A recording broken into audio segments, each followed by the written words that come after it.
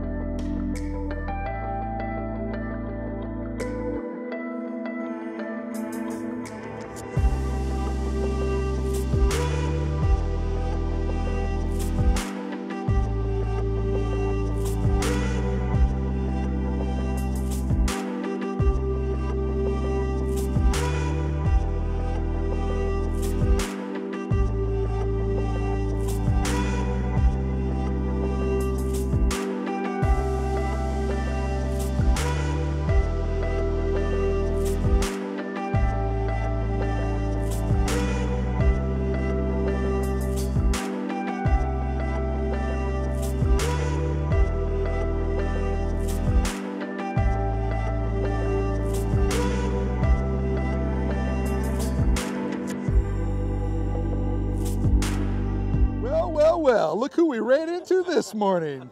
You guys possibly just missed the best podcast ever.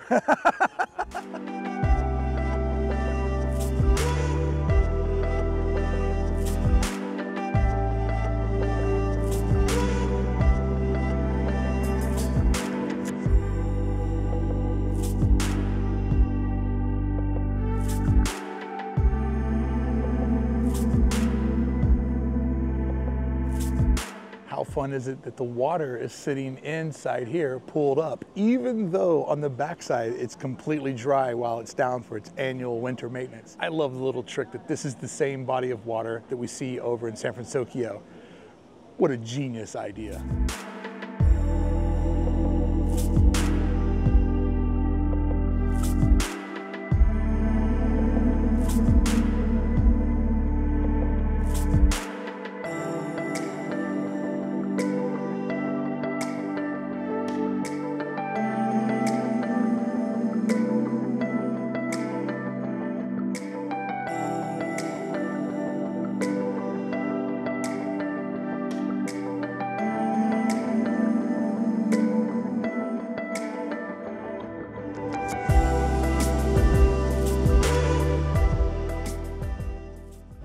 I don't do the food festival thing. It's not really for me, especially on the channel. I'll do it with my buds after hours.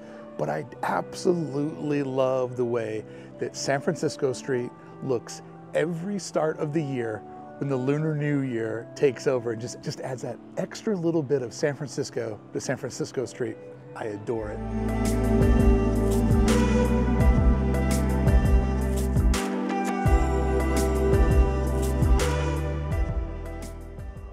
Friends, I have always loved the Cozy Cone Motel. Just the pure brilliance of how authentically roadside this looks and how it extends the story of Cars Land, Radiator Springs, whatever you want to call it. I just absolutely love this place. However, everybody knows that it has been plagued by its popularity. So what we see here is Disney taking things that they have learned from the food festivals and implementing that into a long-term strategy of what if there's one place to order and then several locations to pick up. Let's break down this design and see, what did Disney do here? What was their intent? And ultimately, does this make Disneyland better? Shout out to whomever thought of the idea of, I'm gonna go ahead and preemptively put up all the eyelets for Christmas displays. Love it. They'll probably put plants there first, but in my mind, it's pre-Christmas decorations. I'm all in. Also love that they extended the roof out so it has that mid-century roadside pitch. It's fascinating because it wasn't like that before, and the idea of just extending the existing story, so they've edited the building, but in a way that future guests won't know that it ever changed. I love that attention to detail. So the fact that we're using, I don't know if this is like a cast resin or if this is actually concrete. No, that's not concrete, that's resin, or a resin-like substance. But I love that they took the time to carve in to make this look like it's two wood beams holding up the canopy. Of course, over the long term, wood would have a hard time keeping up with the elements, but wood also keeps splinters, and nobody should have a bad time at Disneyland. So going with resin instead of wood is something Disney's been doing since the beginning of time. It keeps their guests safe and it preserves the magic a little bit longer.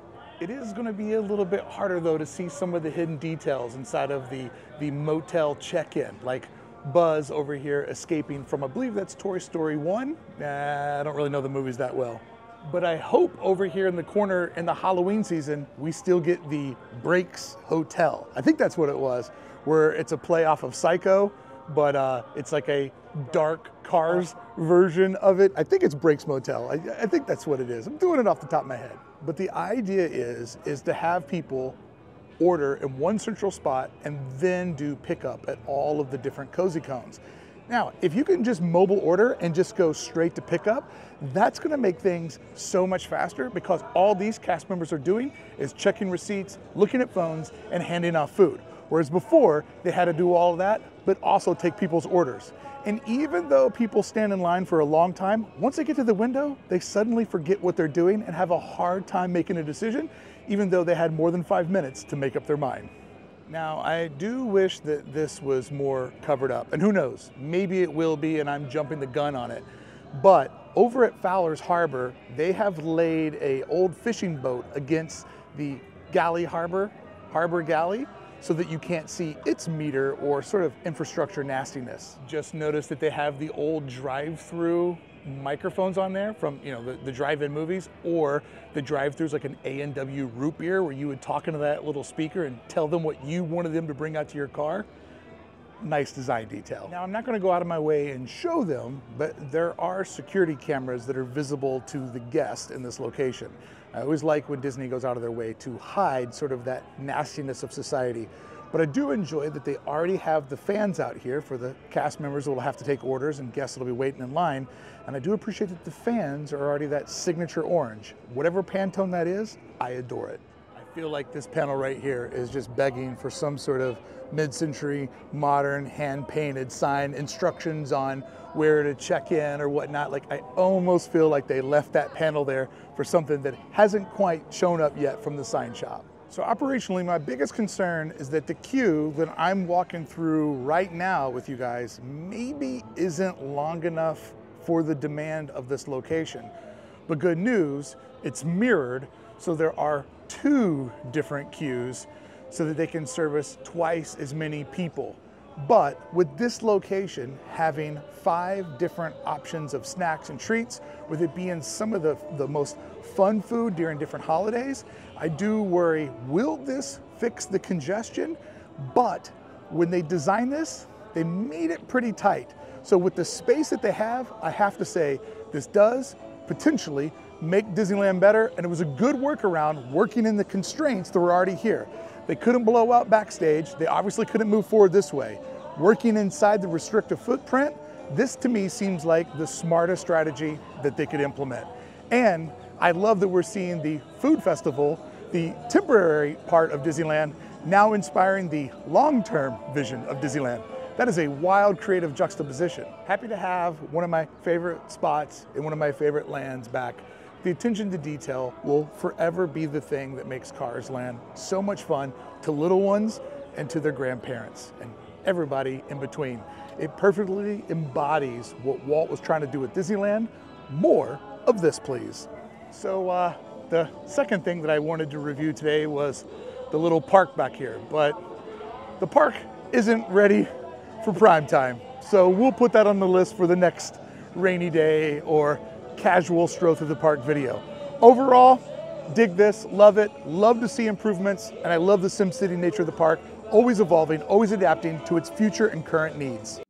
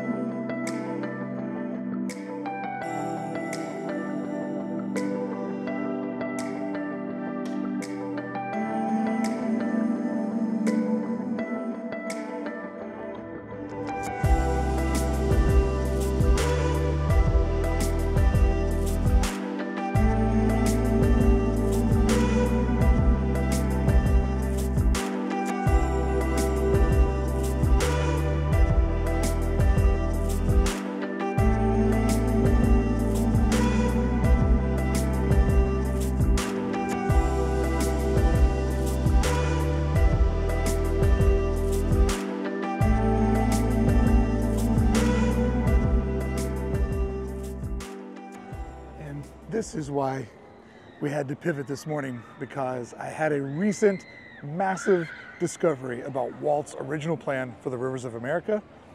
Can't do that without the island being open. Can't do that without the Mark Twain taking rips around the river. So this is where our pivot for today's programming came in. But you know what? I'm actually having a ton of fun taking all the pressure off myself. Okay, let's talk Madame Leota's Somewhere Beyond interior. I'm not gonna film the exterior because they are changing it. They are making some revisions. So I'm gonna give them the grace for the construction walls to come down for when I can see that they are done.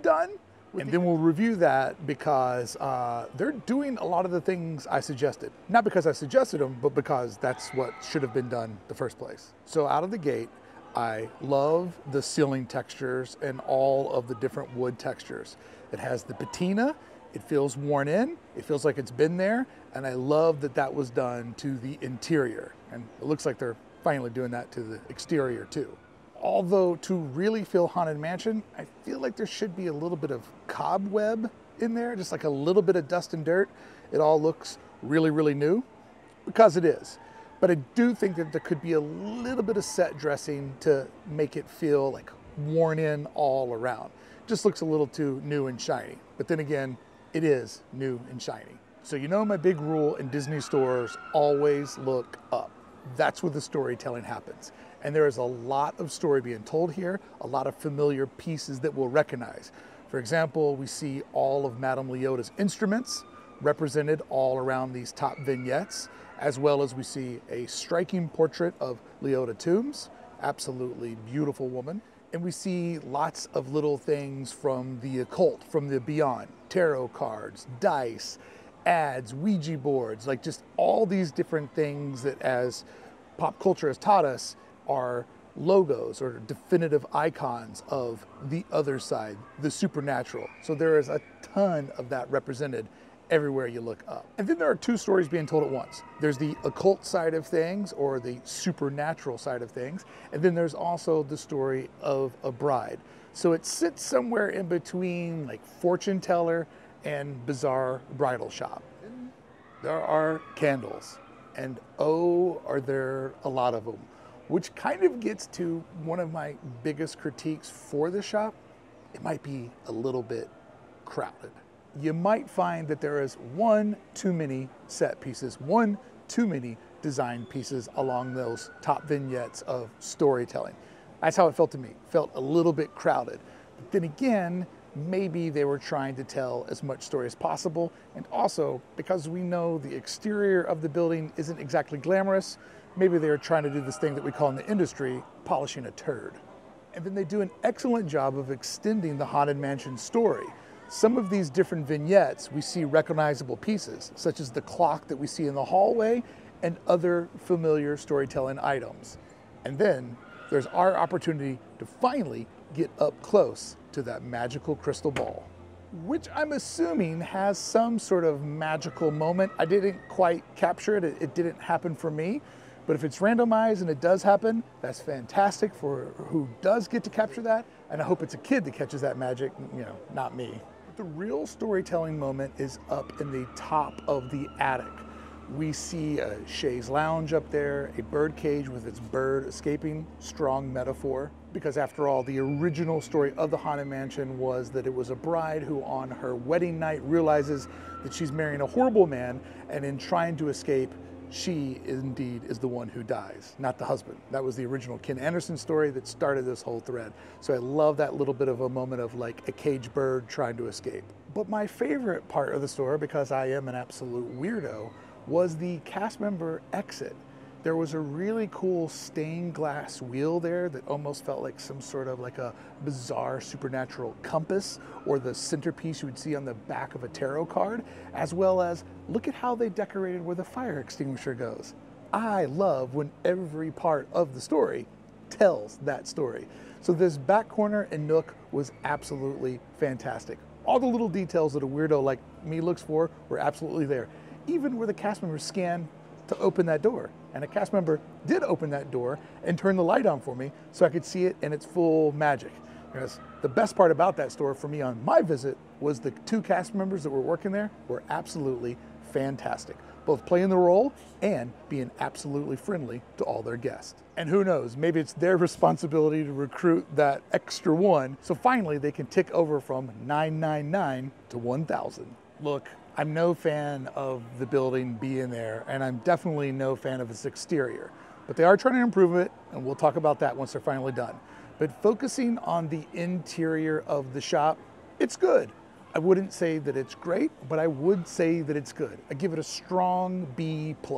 Maybe what I appreciated about it the most was I saw parents explaining to their kids some of the Haunted Mansion moments that were captured all around them. That part really made me excited to hear the legend, the tale of the Haunted Mansion get passed on to another generation.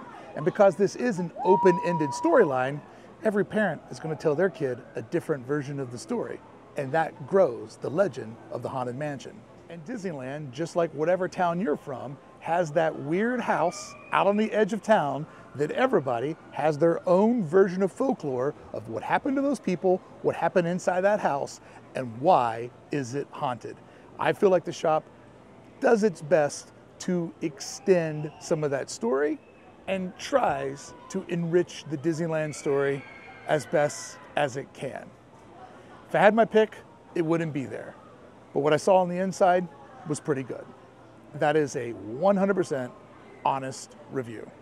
And yes, leave it to me to review a store and really never show any of the merchandise or even talk about it. I could care less.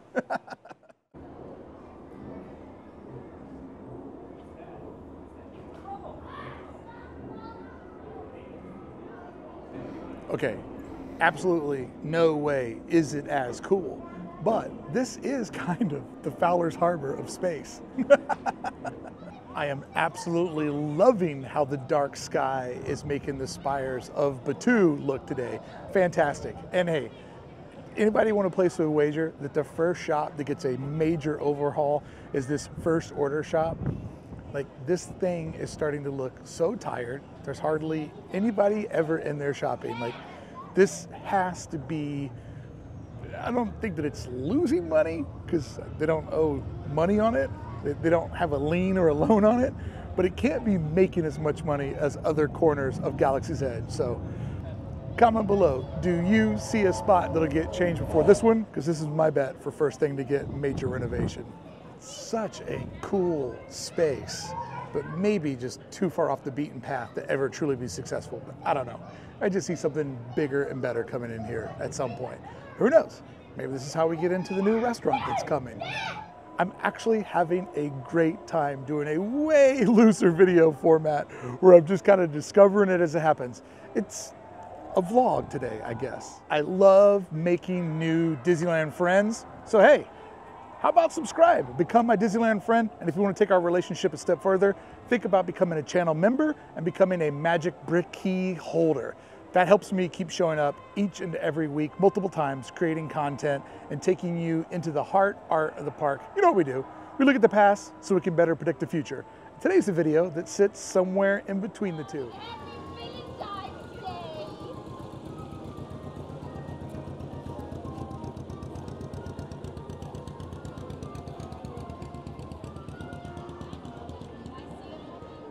Make this a realistic doing what I want to do day. I had to take a stop inside of Disneyana because you can't have Disneyland without art. And when I have the time, I always stop in the gallery, and there's so much cool vintage Disneyland and Walt Disney stuff in there. And there's more to come as Disney turns 70 this summer, and it looks like there's going to be a huge celebration of Walt Disney and his legacy, and that I'm excited for.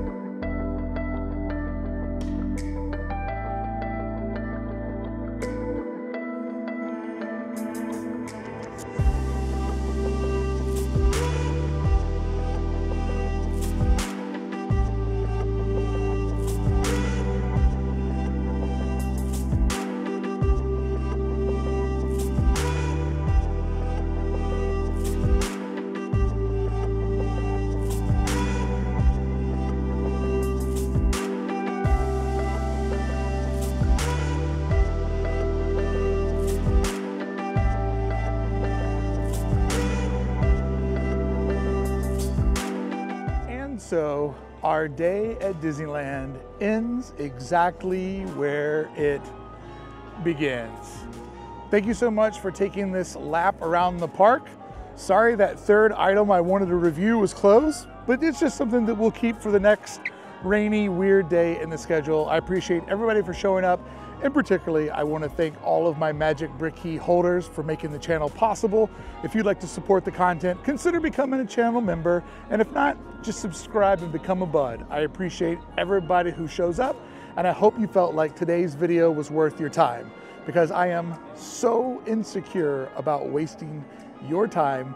That's why I spend days of research, days of looking for old footage, because I want to make sure every time I show up, I bring my A game. And I hope you felt like today's video, as casual as it may be, was worth that precious time of yours. Because at the end of it all, you give me your most valuable thing, your time, and I never take it for granted.